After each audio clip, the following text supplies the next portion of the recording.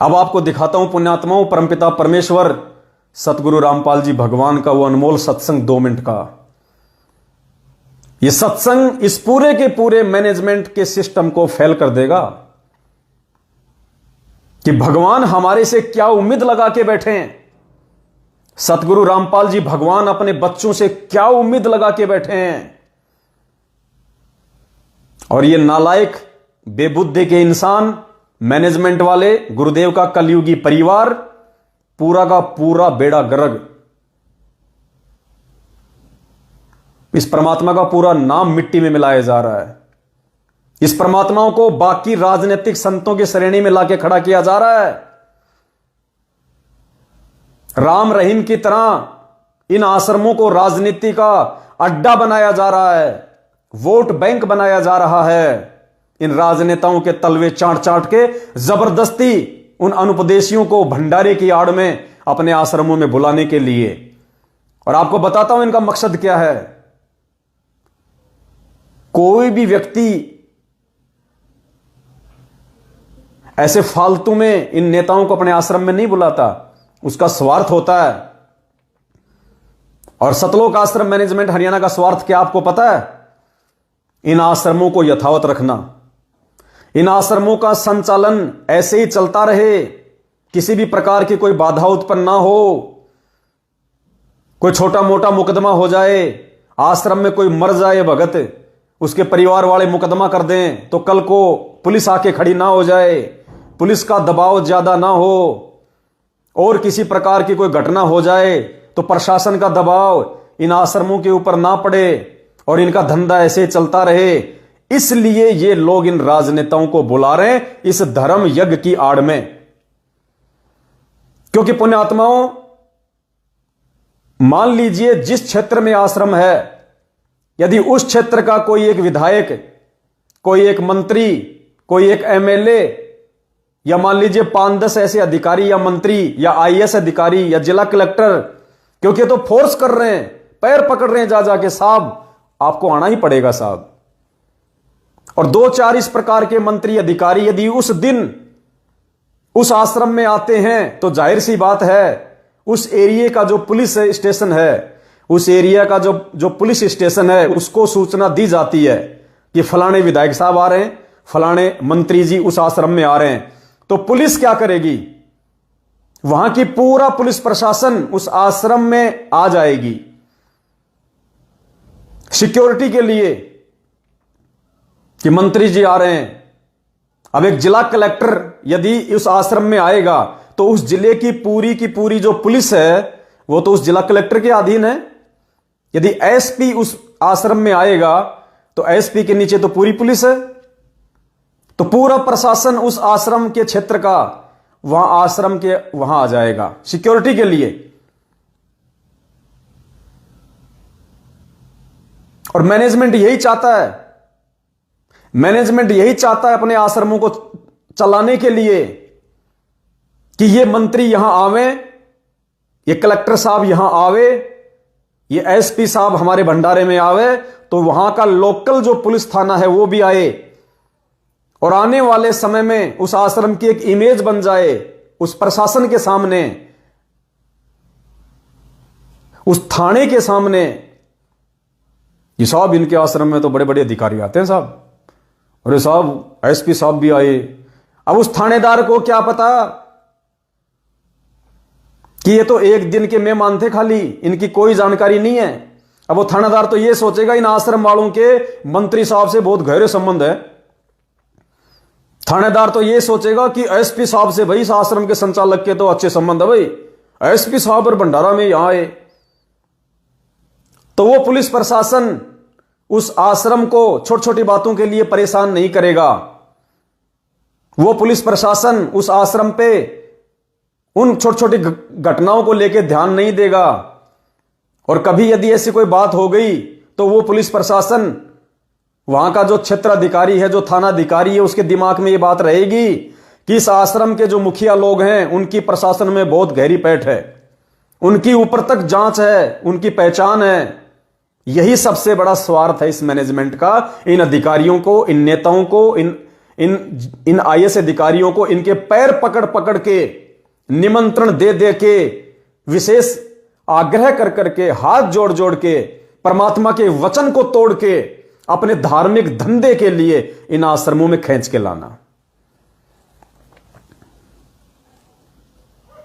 अरे वो जिला कलेक्टर आश्रम में आएगा और वो जूते नहीं उतारेगा और वो हर जगह घूमेगा जहां भगत दंडोत करते हैं। क्या कर लोगे तुम? कर दो उसको मना तो ये कर ही नहीं सकते क्योंकि इनका स्वार्थ है। पुण्यात्माओं, ऐसे इस परमात्मा का नाम और इस परमात्मा का ज्ञान ये मिट्टी में मिलाया जा रहा है। अब आपको परमात्मा का वो अनमोल सत्संग सुनाऊंगा।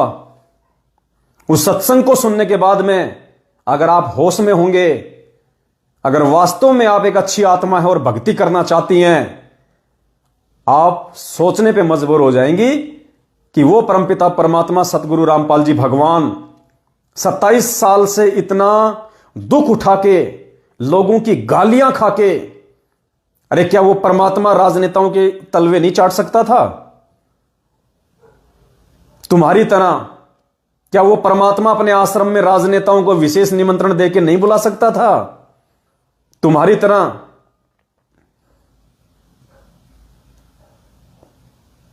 करोथा का मुकदमा चल रहा था, बरवाड़ा में मुकदमा चल रहा था, क्या परमात्मा नहीं बुला सकते थे आसपास के मंत्रियों को, विधायकों को, यह सोच के कि ये मंत्री विधायक यहां आएंगे तो हमारे मुकदमे ठंडे हो जाएंगे, प्रशासन में हमारी पैठ हो जाएगी, लोग हमें परेशान नहीं करेंगे, दुखी नहीं करेंगे। नालायकों, सीखो कुछ अपने भगवान से। परमात्मा ने एक भगत की भूमिका में यही कहा कि हम भगवान के आश्रित हैं, हमारा अच्छा बुरा उस परमेश्वर के हाथ में है, इन राजनेताओं के हाथ में नहीं है। 5 साल बाद इनका खुद का ठिकाना नहीं होता। उस भगवान ने कभी भी तुम्हारी तरह ड्रामेबाजी नहीं करी। 27 साल में गांव के सरपंच को भी नहीं बुलाया कि आ जा भंडारे में। परमात्मा ने कहा अगर आश्रम में आना है तो एक भगत की तरह आना होगा। सत्संग सुन बैठ के, समझ में आ जाए तो नाम ले, और एक व्यक्ति बनके, आम व्यक्ति बनके वो विधायक आएगा, वो 2 घंटा सत्संग सुनेगा आगे बैठ के। कोई माइका लाल जिला कलेक्टर को 1 घंटा बैठा के भक्तों के साथ नीचे जूते चप्पल निकलवा के नीचे मैट के ऊपर बैठा के मुझे सत्संग सुन के दिखा दे वहां पे। वो विधायक को 1 घंटे नीचे बैठा के, अरे ये तो मान बढ़ाई के गोले होते हैं, गोले। जिला कलेक्टर, आईएएस, आईपीएस अधिकारी, पार्षद, एमएलए, ये तो मान बढ़ाई के गोले हैं। ये तो अपने सफेद कुर्ते पे क्रीज भी नहीं पड़ने देते नीचे बैठ के। तुम उनको मुझे बाकी संगत के साथ में वहां पे बैठ के दिखा दो कि भैया 2 घंटे गुरुजी का सत्संग सुन, उसके बाद में भंडारा होगा। और अब देखना ये क्या करेंगे, जैसे वो विधायक या मंत्री या जिला कलेक्टर अंदर आएगा, सब पानी पानी, सब ठंडा लाऊं, गर्म लाऊं, सब, अरे साहब ये देसी घी की मिठाई साहब स्पेशली आपके लिए बाहर से मंगवाई सर क्या लोगे सर, समोसे कचोरे। ये यूं करेंगे, नीचे हाथ देंगे, उनके नीचे हाथ देंगे, अपने आश्रमों को सुरक्षित रखने के लिए नीचे हाथ देंगे उनके। ये हाल है इनका। पुण्यात्मा बेड़ा गर्क कर रहे हैं, बेड़ा गर्क संगत का, बिल्कुल बेड़ा गर्क।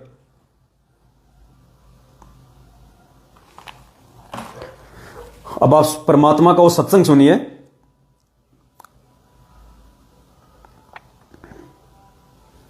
अमेरिका की न्यू जर्सी की रहने वाली फ्लोरेंस एक भविष्यवक्ता थी। उसने जो भविष्यवाणी की थी, उस भविष्यवाणी को आधार बना के परमात्मा ने सन 2013 में सत्संग किया था। और क्या कहा परमात्मा ने इस सत्संग में? पुण्यात्माओं, कान खोल के सुनना इस 1 मिनट के सत्संग को, कान खोल के। इस सत्संग में परमात्मा कह रहे हैं उस भविष्यवाणी के अनुसार कि उस सायरन के भगत, उस परम संत के भगत इन राजनेताओं के ऊपर, इन चांडाल चौकड़ियों के ऊपर, इनको चांडाल चौकड़ी कहा है, जिनको ये हाथ पकड़ पकड़ के ला रहे हैं लड्डू जलेबी खिलाने के लिए, इनको चांडाल चौकड़ी। परमात्मा कह रहे हैं उस भविष्यवाणी को आधार बना के कि ये जो राजनेता है ना, उस संत के भगत, इनके ऊपर अंकुश लगा देंगे कि बहुत दिन तुमने बकवाद कर ली, अब चुपचाप बैठ जाओ या सही दिशा में चलो। पहले सत्संग सुनिए परमात्मा का। वह संत अपनी कल्याणकारी विचारधारा तथा अपने सच चरित्र प्रबल अनुयायियों की शक्ति से संपूर्ण विश्व में नए ज्ञान का प्रकाश फैला रहे हैं। वह संत अपनी शक्ति निरंतर बढ़ा रहे हैं। उनमें इतनी शक्ति है कि वह प्राकृतिक परिवर्तन भी कर सकते हैं।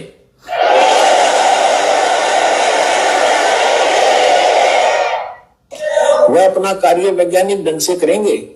उनकी कृपा और प्रयत्न से मानवीय सभ्यता में नई जागृति आएगी। विश्व के समस्त जनसमूह में नई चेतना का संचार होगा।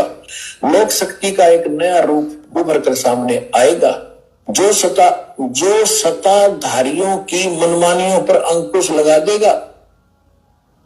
जो राजा लोग अपनी मनमानी बकवाद करते हैं, उस संत के अनुयायी उनको विरोध कर देंगे कि बंदे बनकर रहो, बकवाद बहुत दिन कर ली तुमने। विश्व के समस्त जनशक्ति, क्या कह रहे हैं परमात्मा? जो सत्ताधारी, जो राजनेता हैं, उनके ऊपर उस संत के भगत, उस संत के अनुयायी पाबंदी लगा देंगे कि बंदे बन के रहो, सही इंसान बन के रहो, बहुत दिन तुमने बकवाद कर ली। और ये क्या कर रहे हैं पुण्यात्माओं? ये क्या कर रहे हैं? उन्हीं राजनेताओं के तलवे चाट रहे हैं। अपने आश्रमों को चलाने के लिए, अपने धंधे को चलाने के लिए उन नेताओं की आड़ में प्रशासन पे दबाव बनाना चाहते हैं। उन नेताओं के आगे पीछे फिर रहे हैं। उन सत्ताधारी लोगों के आगे हाथ जोड़ जोड़ के, आओ साहब, आओ जी, एक बार आओ जी, जवाई जी पावना। परमात्मा के सत्संग के विपरीत कर रहे हैं। तो पुण्यात्माओं, वो अनुयायी जिनके विषय में परमात्मा संकेत कर रहे हैं कि आने वाले समय में इन राजनेताओं के ऊपर अंकुश लगा देंगे कि बंदे बन के रहो, बंदे, तुमने बहुत दिन बकवाद कर ली है, समाज की ऐसी की तैसी करके रख दी तुम लोगों ने अपने स्वार्थों के लिए। 1 करोड़ की स्कीम आती है तो तुम उसका 20% खा जाते हो, तुम उसका 25% खा जाते हो। जनता तक वो पैसा नहीं पहुंच पाता है। इतनी भ्रष्टाचारी तुम लोगों ने कर ली, मिलावट और काला बाजारी तुम लोगों ने कर ली। अब नहीं चलेगी तुम्हारी ये मनमानियां। वो अनुयायी कौन है पुण्यात्मा? वो अनुयायी साध संगति से जुड़े हुए भाई बहन होंगे, क्योंकि ये मैनेजमेंट वाले तो परमात्मा के सत्संग के विपरीत उनके तलवे चाट रहे हैं, उनकी हर बात को मान रहे हैं। ये तो वो आश्रम में शराब पी के आएंगे तो उनको एंट्री देंगे। ये वो सिगरेट की डब्बी जेब में डाल के लाएगा। इनकी औकात नहीं है कि उसको मना कर दिया जाए। मना वो करता है जो सच्चा होता है। मना वो करता है जो अपने गुरुजी के वचन पे चलता है। मना वो करता है जिसको कोई भय नहीं होता। मना वो करता है जिसका किसी राजनेता से कोई स्वार्थ नहीं होता है। इनका तो सबसे बड़ा स्वार्थ है इन राजनेताओं को आश्रम में बुलाना। ये क्या विरोध करेंगे इन नेताओं का? ये क्या विरोध करेंगे इन सत्ताधारियों का जो खुद इनके पैरों में पड़े हुए हैं? एक बार फिर से सुन लेना, ये परमात्मा के वचन है पुण्यात्माओं। सत्संग से ही निर्णय होगा।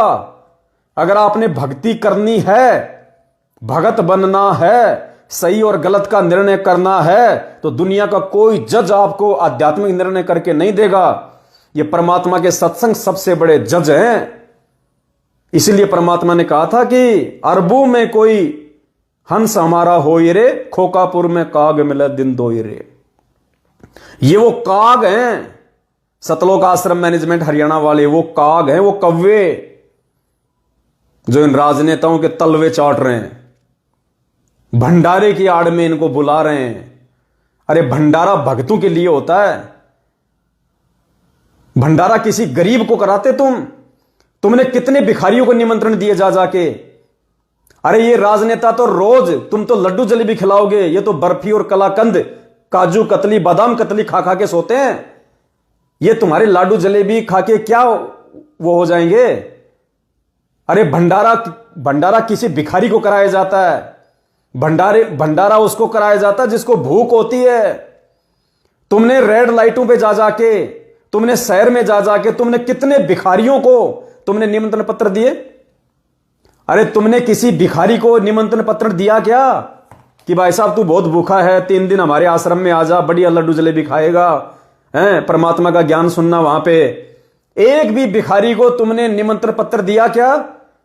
क्योंकि तुम्हारी जितनी भी फोटो सोशल मीडिया पे वायरल हुई है, उन राजनेताओं के आगे हाथ जोड़ते हुए उनको निमंत्रण देके यूं, ये आएंगे साहब, ये आएंगे साहब। एक भी भिखारी को तुमने निमंत्रण पत्र दिया क्या वास्तव में जिसको भंडारी की जरूरत है? अरे वो भूखी आत्मा भंडारा करती, उसकी आत्मा तृप्त होती, वो आशीष देती। और ये क्या करेंगे? लड्डू जलेबी। लड्डू जलेबी तो इन राजनेताओं के नौकर भी नहीं खाते, इनके कुत्ते भी नहीं खाते, इन राजनेताओं के कुत्ते भी नहीं खाते लड्डू जलेबी, वो भी काजू कतली खाते हैं। ये तुम्हारी लड्डू जलेबी खाने आएंगे? ये इतने मूर्ख हैं क्या जो तुमने समझ रखा है?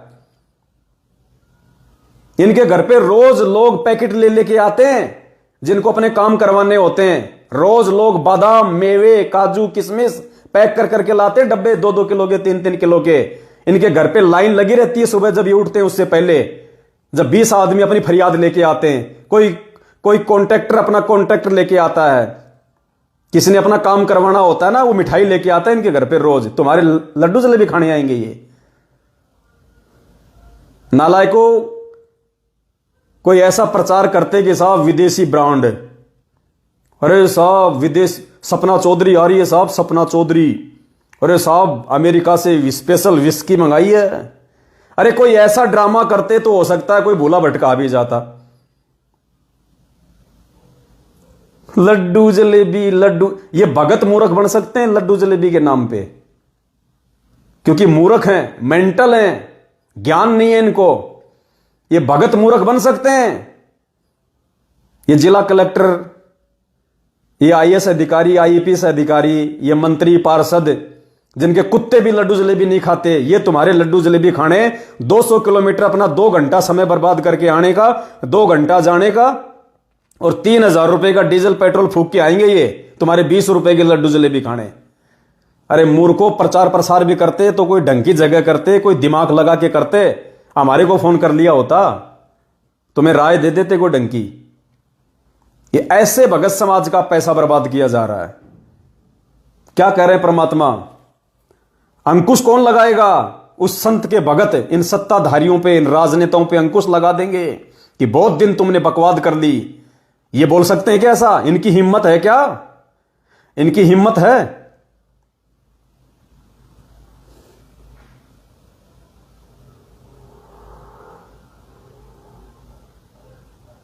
क्या कह रहे परमात्मा? ध्यान से सुनिए। वह संत अपनी कल्याणकारी विचारधारा तथा अपने सच्चरित्र प्रबल अनुयायियों की शक्ति से संपूर्ण विश्व में नए ज्ञान का प्रकाश फैला रहे हैं। वह संत अपनी शक्ति निरंतर बढ़ा रहे हैं। उनमें इतनी शक्ति है कि वह प्राकृतिक परिवर्तन भी कर सकते हैं।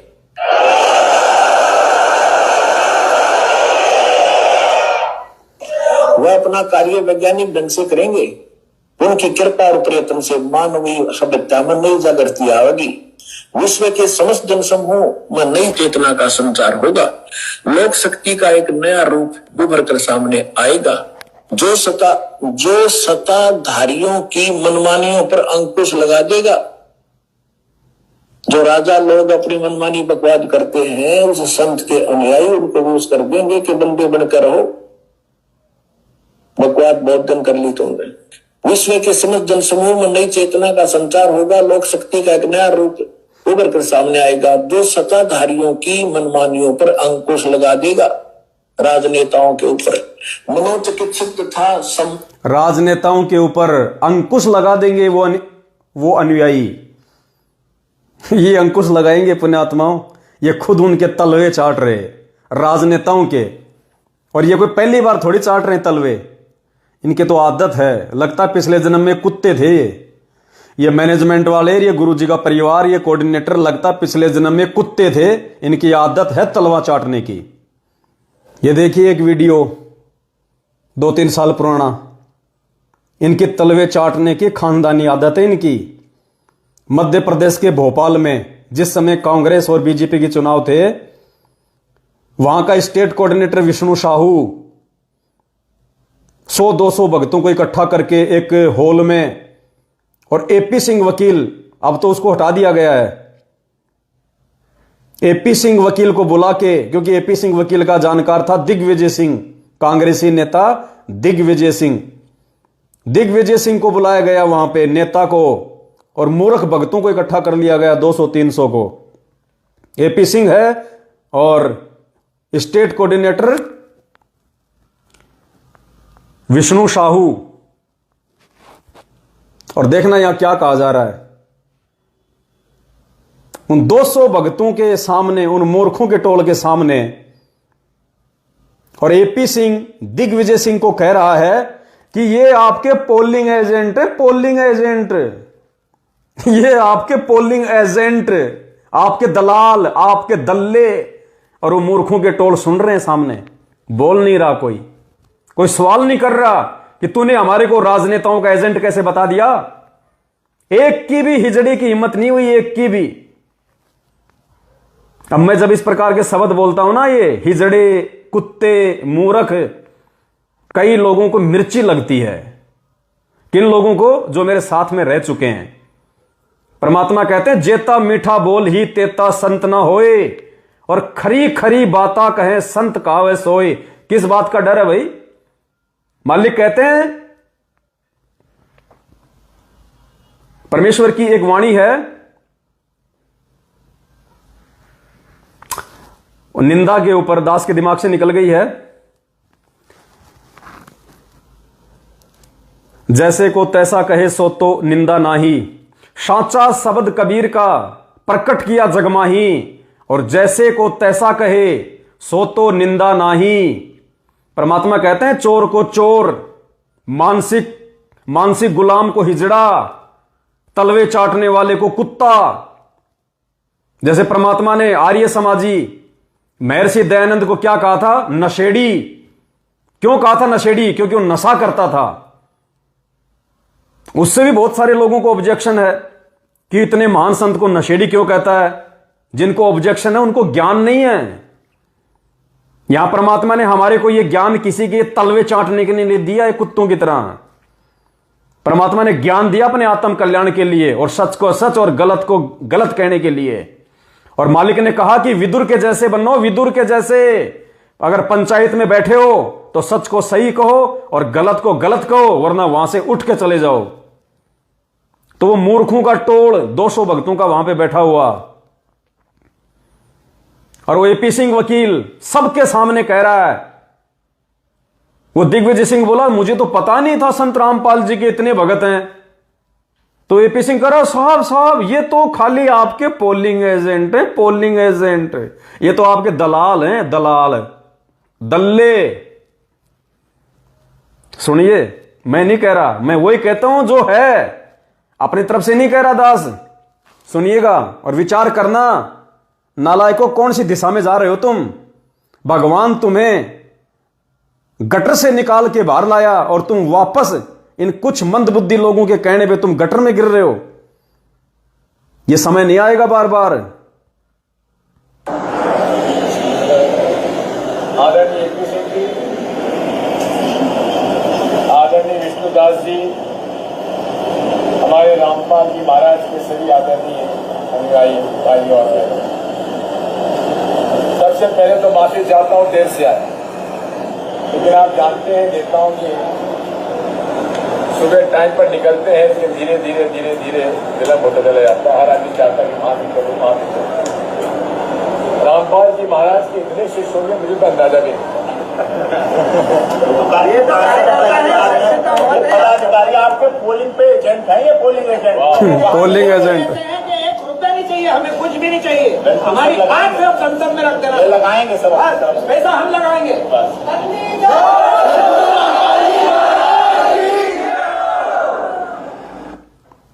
मुंह पे कह रहा है, एपी सिंह मुंह पे कह रहा है कि ये तो आपके पोलिंग एजेंट हैं। अरे नालायकों, हम परमात्मा के एजेंट हैं, हम किसी की पोलिंग के एजेंट नहीं हैं।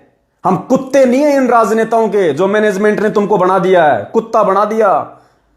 भगवान ने हमें कहां से उठा के कहां पटका, और इन लोगों ने कहां से उठा के तुम्हें कहां नीचे धकेल दिया।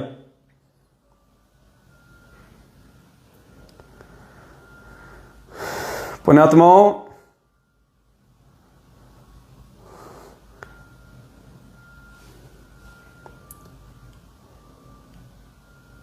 ये बहुत बड़ी मेहर है जब हम कभी शांति से बैठ के इस बात पे विचार करते हैं कि हम साध संगति से जुड़े हुए हैं। हम परमेश्वर के इस मिशन का एक जो हिस्सा है साध संगति, हम साध संगति से जुड़े हुए हैं। और साध संगति से जुड़े हुए भाई बहनों के आचार विचार व्यवहार बोलचाल उठना बैठना, और ये सतलोक आश्रम मैनेजमेंट हरियाणा और इनके पीछे लगे हुए भाई बहनों का बोलना चलना उठना बैठना समझना सोचना, रात दिन का अंतर, रात दिन का अंतर। एक ही गुरु के शिष्य हैं लेकिन रात दिन का अंतर है। तो ये छटनी हो रही है। हमने केवल अपने परमपिता परमेश्वर को प्रसन्न करना है। हमने इन लोगों की तरह कोई धंधा नहीं करना।